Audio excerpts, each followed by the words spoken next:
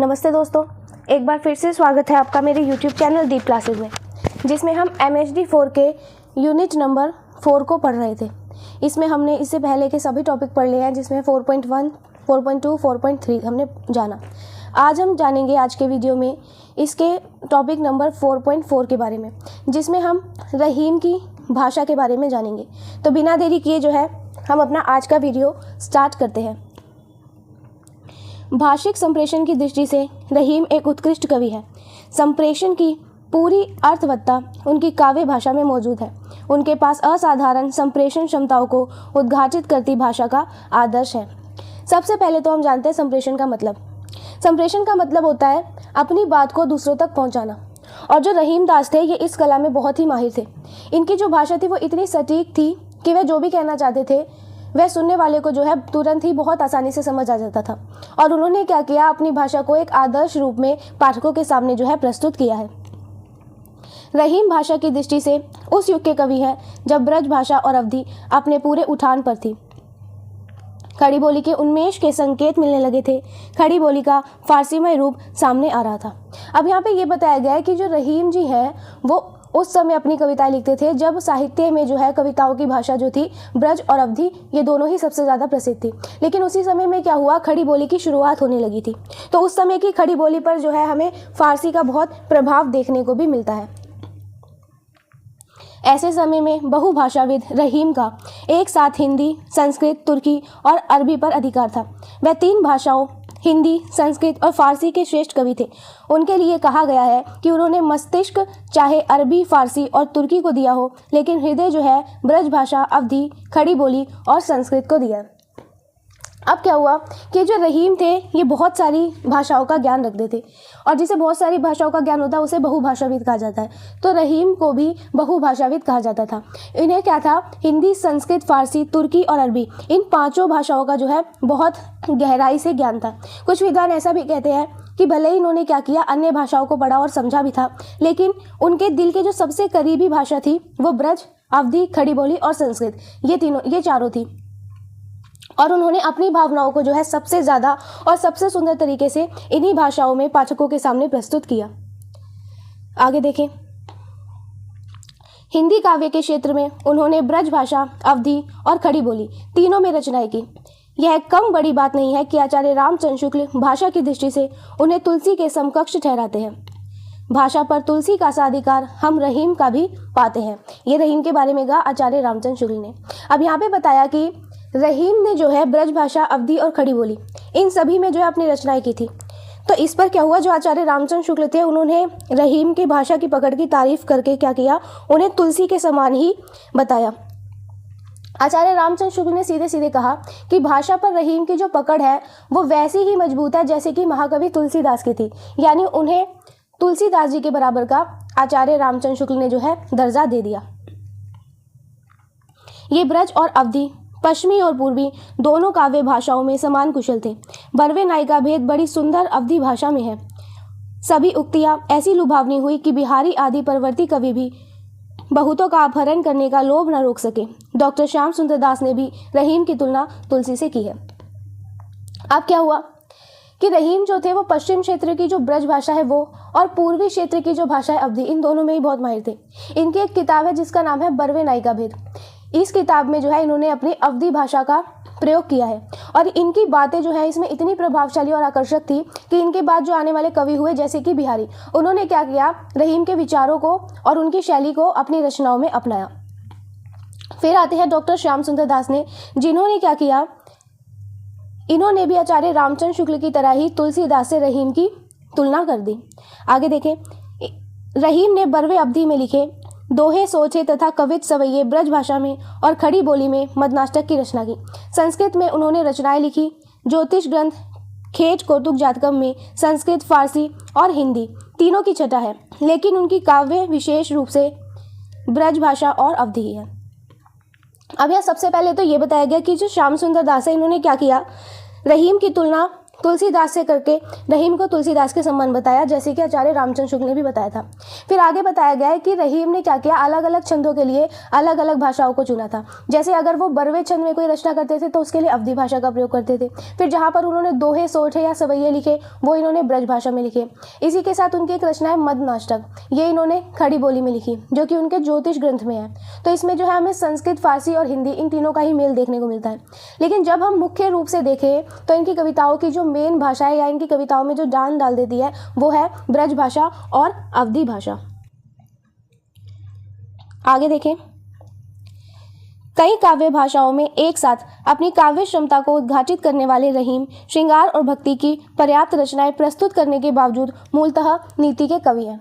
अब ये जो रहीम दास जी थे, इन्होंने कई भाषाओं में कविताएं लिखी थी। इन्होंने क्या क्या श्रृंगार की कविताएं लिखी और ईश्वर की भक्ति पर भी कविताएं लिखी। लेकिन अगर हम इनकी असली पहचान की बात करें तो इनकी असली पहचान जो है वो नीति के कवि के रूप में हमें देखने को मिलती है।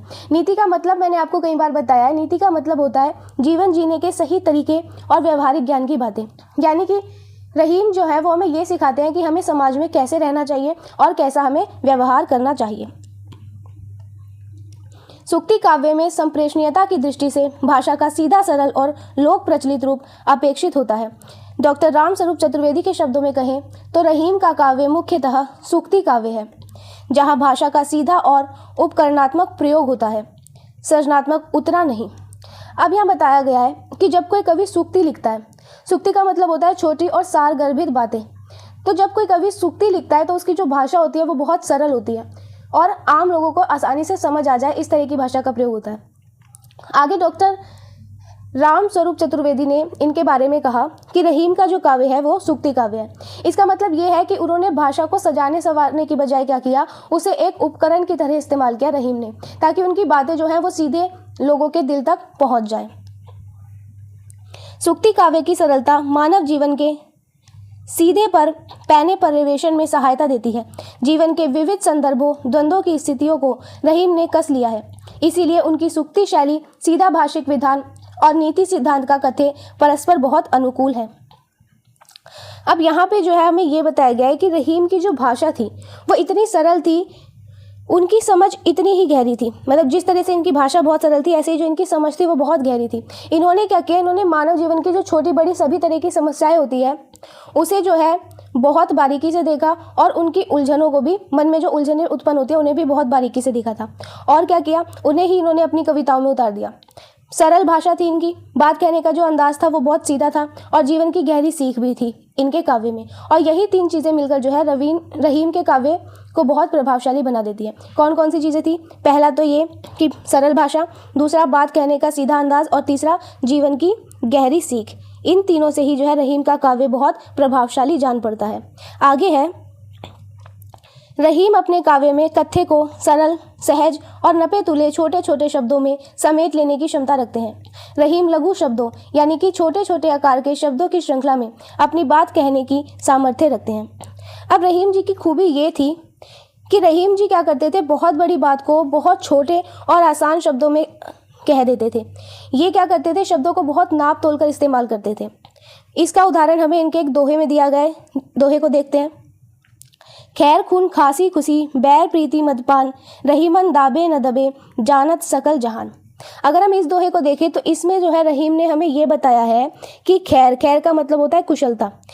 यहाँ पे रहीम कह रहे हैं खैर, खून, खांसी, खुशी, दुश्मन, प्रेम और नशा, ये सभी जो चीज़ें हैं जिन्हें आप कितना भी छुपाने की कोशिश कर ले, ये छुपती नहीं है, पूरी दुनिया के सामने जान ही जाती है। कौन कौन सी खुशी? एक तो खैर जिसका मतलब हो गया कुशलता, फिर खून, खांसी, खुशी, दुश्मन, प्रेम और नशा। इनके बारे में रहीम दास ने बताया। छोटे छोटे शब्दों का ऐसा संयोजन ध्वनि और गेयता के अनुकूल होने के कारण कथ्य को लोगों के हृदय की गहराइयों में नहीं उतारता, बल्कि दोहों को उनकी जुबान पर भी बिठा देता है।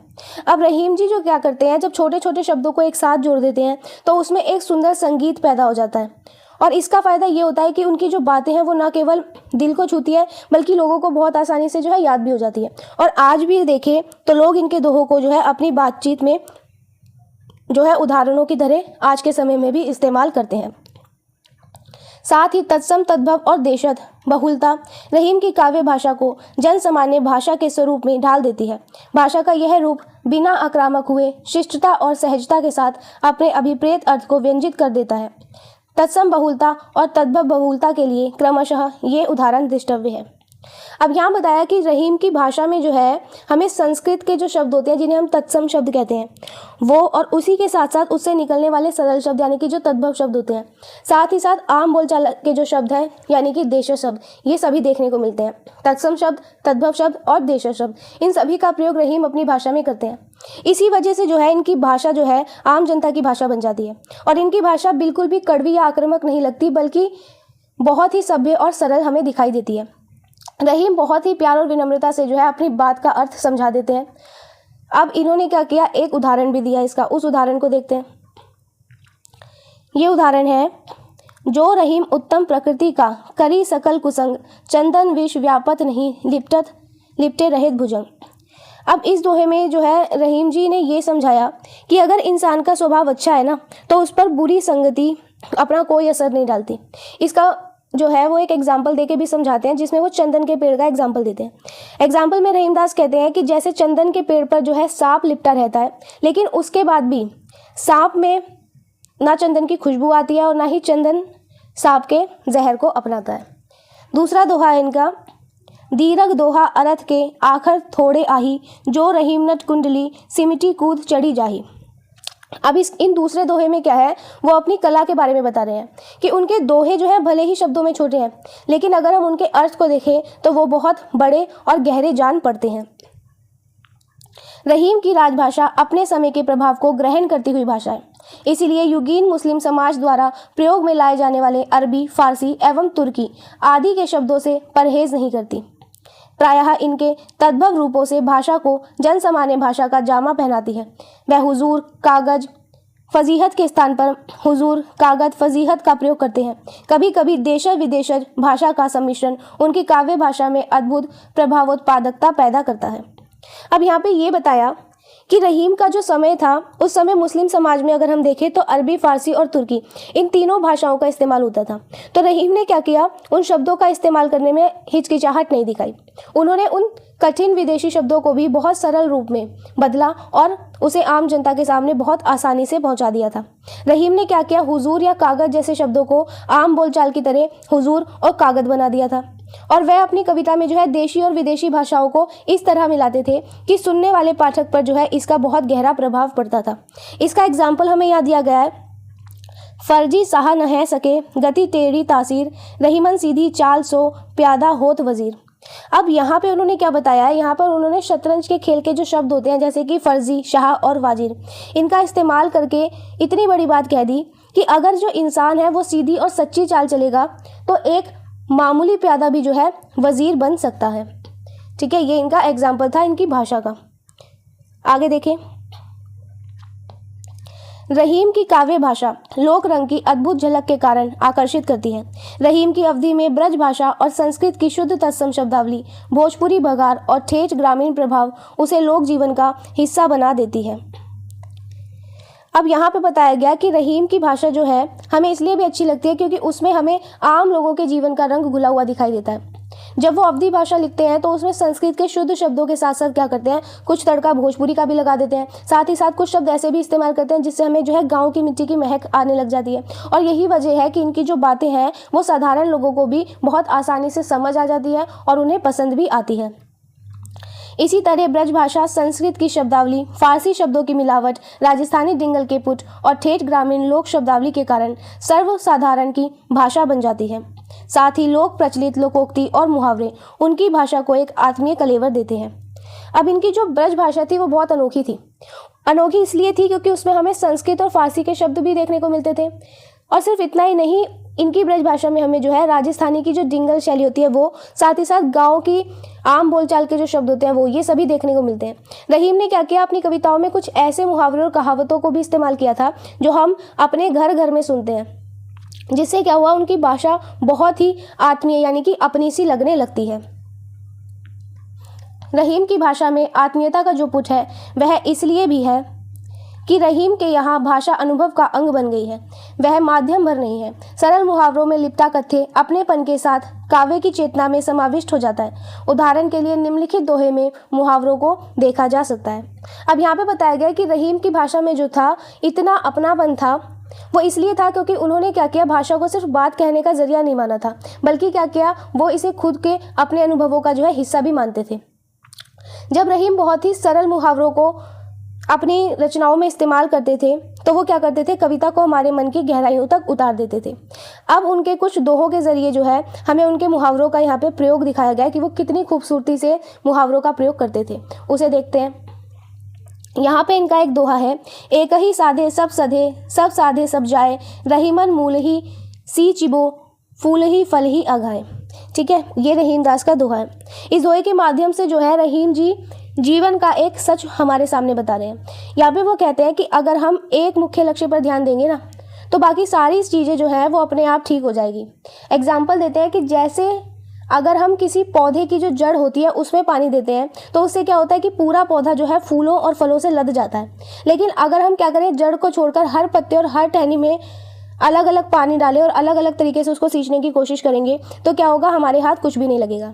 तो यहाँ पे वो ये कहना चाह रहे हैं कि मुख्य काम पर जो है हमें ध्यान देने से ही सफलता मिलती है, ना कि हर छोटे छोटे काम पर ध्यान देने से।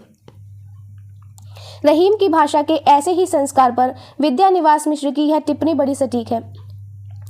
उन्होंने आत्मीयता की राह खोजी है, वह अपनी विदग्धता को सहजता से जोड़ते हैं। फारसी के अंदाज को गांव के सलोनेपन के साथ, अपने पराक्रम को क्षमा के साथ और राजसी ठाट बाट को फकीरी के साथ जोड़ सकते हैं। अब विद्वान है विद्यानिवास मिश्र, उन्होंने रहीम के बारे में ये माना कि रहीम की भाषा में जो है बहुत गहराई और अपनापन है, ऐसा विद्यानिवास मिश्र मानते हैं। इन्होंने कहा कि रहीम की जो सबसे बड़ी विशेषता है या उसकी जो खूबी है वो ये है कि वे बहुत बड़े विद्वान होने के बावजूद भी क्या करते हैं, अपनी बात बहुत सरलता से कहते हैं। उन्होंने फारसी भाषा की जो शाही शैली है उसको गांव की भोली भाली और सुंदर भाषा के साथ मिलाकर प्रस्तुत किया है।